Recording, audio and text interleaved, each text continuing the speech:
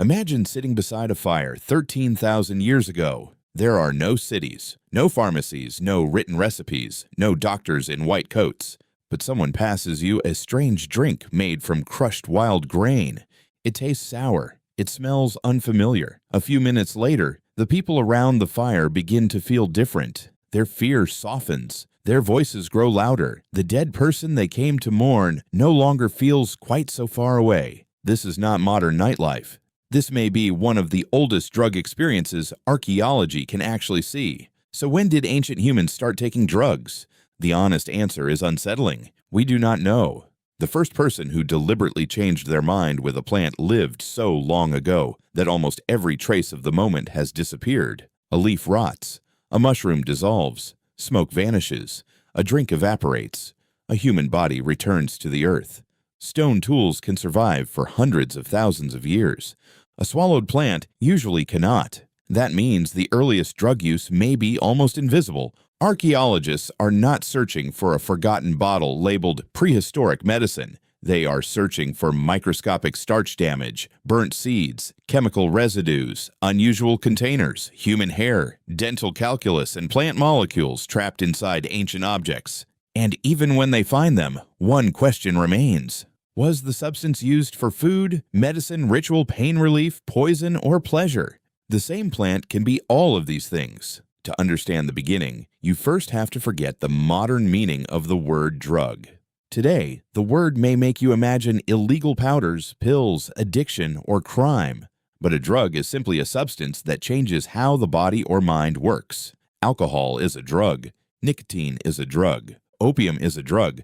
Plants containing stimulants, sedatives, and hallucinogenic chemicals are drugs. Ancient humans did not divide them into neat modern categories. They did not separate medicine from religion or pain relief from spiritual experience the way many societies try to do today. A plant that stopped a toothache might also cause visions. A drink that reduced fear might also unite a group during a funeral. Smoke that sharpened attention might also be treated as a bridge to ancestors. For ancient humans, the question may not have been, is this a drug? The question was probably simpler. What does this plant do?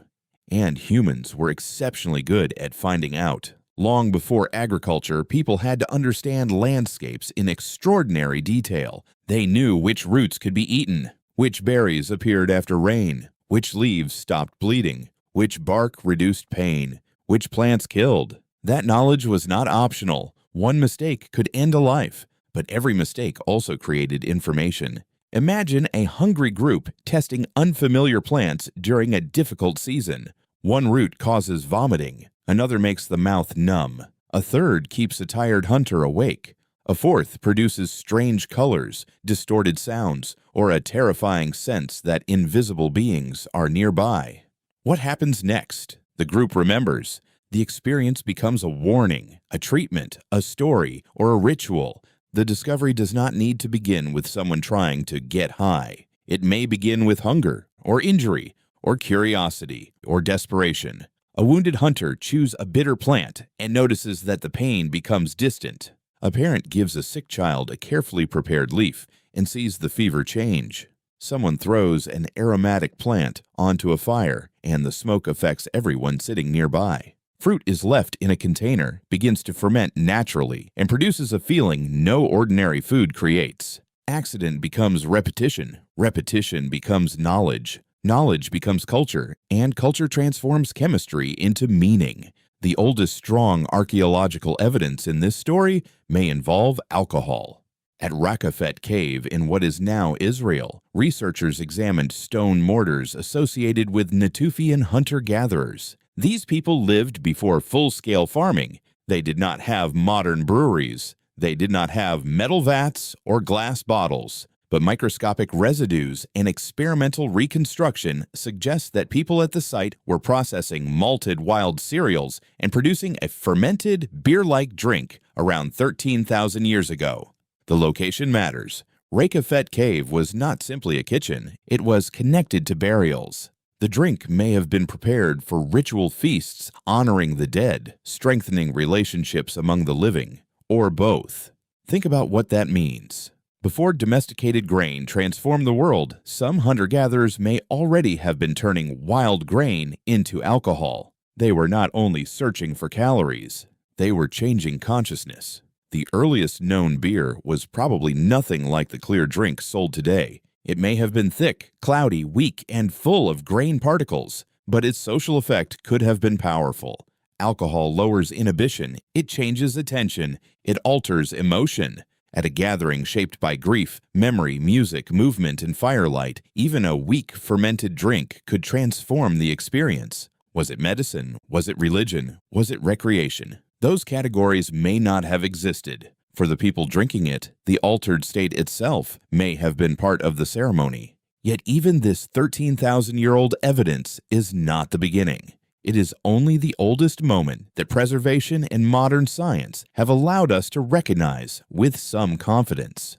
Fermentation happens naturally. Overripe fruit can contain alcohol. Sugary liquids exposed to wild yeast can change without anyone understanding why. Other animals sometimes consume fermented fruit, so early humans may have encountered alcohol long before they learned to manufacture it. The first human alcohol experience could be hundreds of thousands, perhaps millions, of years older than the first archaeological brewery. But an encounter is not the same as a tradition. The major step came when people learned to reproduce the effect. Once humans understood that certain preparation methods created predictable changes in consciousness, chemistry became technology. And alcohol was not alone. At the Wishbone site in Utah, archaeologists found burnt tobacco seeds associated with a hearth dating to about 12,300 years ago. This pushed evidence for human interaction with tobacco far deeper into the past than researchers had previously documented. But the seeds do not tell us exactly what happened. The tobacco may have been chewed, it may have been smoked, it may have been placed in the fire, it may have been used medicinally or ceremonially. The evidence proves that tobacco was present in a human activity area. It does not give us a video of the people using it. Still, tobacco is not an ordinary plant. Nicotine changes attention, heart rate, mood, and dependence pathways in the brain. Long before cigarettes, industrial farming, and global tobacco companies, humans in the Americas were already forming a relationship with nicotiana plants. That relationship may have been sacred, practical, social, medicinal, or all four at once. This pattern appears again and again. The deeper archaeology looks, the less modern the boundary between drug and ritual becomes. Move forward several thousand years. On the island of Minorca, inside the cave of Escarix, researchers studied preserved human hair from the late Bronze Age. Hair is valuable because chemicals consumed during life can become locked into it as it grows. The analysis detected ephedrine, atropine, and scopolamine. These are not mild food ingredients. Ephedrine can act as a stimulant.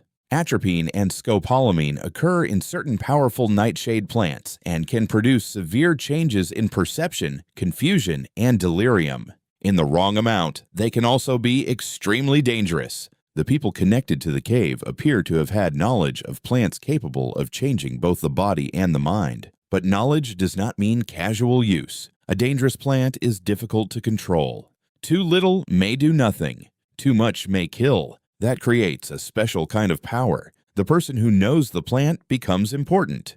A healer may know how to reduce pain. A ritual specialist may know how to produce visions. An elder may know which preparation is survivable. Everyone else must trust them. This may be one reason psychoactive knowledge became connected with authority.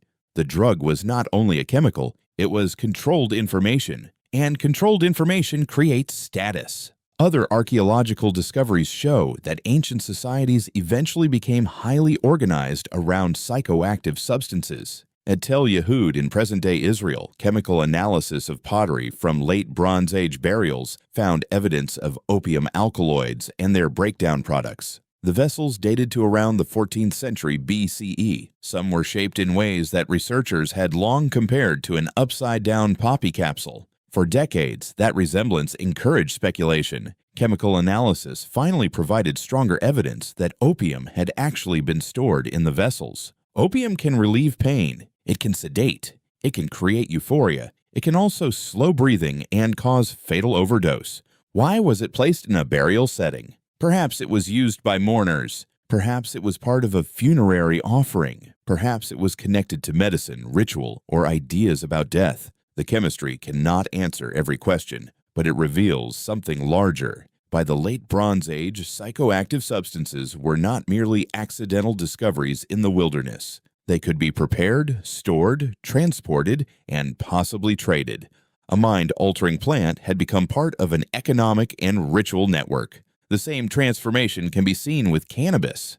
Cannabis had many uses. Its fibers could become rope and textiles. Its seeds could be food. Its oils could be useful. Finding cannabis at an ancient site does not automatically prove that people were trying to become intoxicated. That is why the evidence from Archaeological Cemetery in the eastern Pamir Mountains is so important. Researchers analyzed wooden braziers from burials dating to around 500 BCE. Inside, they detected chemical signs consistent with cannabis containing relatively high levels of psychoactive compounds. The plant had been burned with heated stones during mortuary ceremonies. This is some of the earliest directly dated and scientifically verified evidence for ritual cannabis smoking.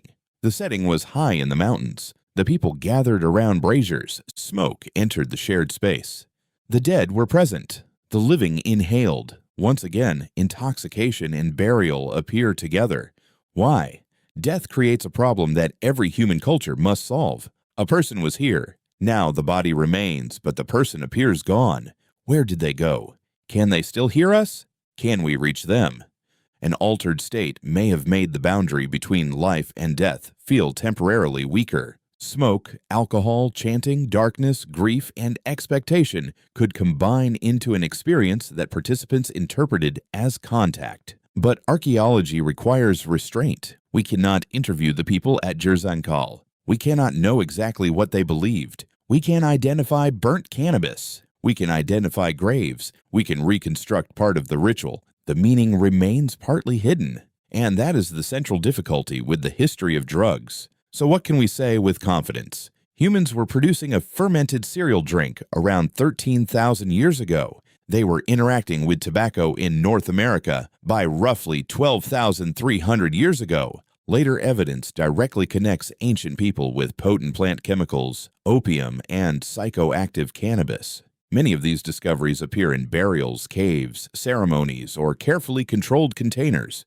That pattern suggests the earliest drug traditions were often about more than pleasure. They were connected to pain, healing, grief, identity, authority, community, and the frightening mystery of death. This also explains why the first drug user cannot be named. Drug use was probably not invented once. Different groups in different regions discovered different substances independently. One community learned fermentation, another learned tobacco, another discovered a stimulant leaf, another found a pain-killing sap, another learned that smoke from a certain plant transformed a ceremony. There was no single beginning. There were thousands of beginnings. Some ended in poisoning. Some became medicine. Some became religion. Some became trade. Some became addiction.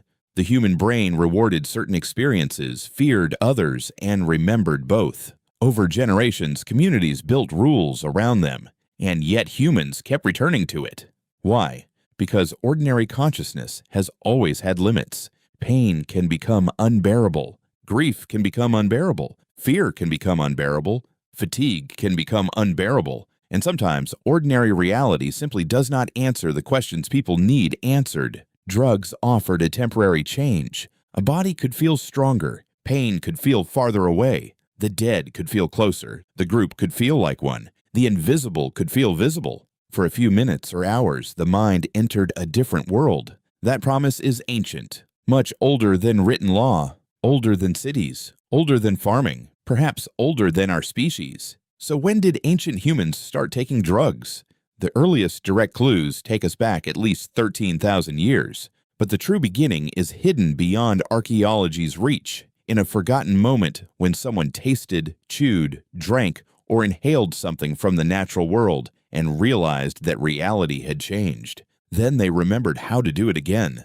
And beside a prehistoric fire, long before pharmacies, laws, or written recipes, humanity discovered that the mind itself could be altered.